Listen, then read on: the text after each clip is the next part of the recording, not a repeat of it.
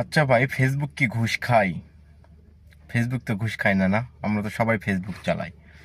আমরা সবাই ফেসবুক চালাই, জানেন যে ফেসবুকে নতুন একটা আপডেট আসছে। মেসেঞ্জারের মধ্যে মেটা এআই নামে একটা চ্যাটিং অপশন আসছে। সবাই জানেন, যারা ফেসবুক চালান তারা সবাই জানে। ওই চ্যাটিং অপশনে আমি চ্যাট করছিলাম এবং চ্যাট করে বলছিলাম যে সাবেক প্রধানমন্ত্রী শেখ হাসিনা নিয়ে কথা বলছিলাম, হ্যাঁ।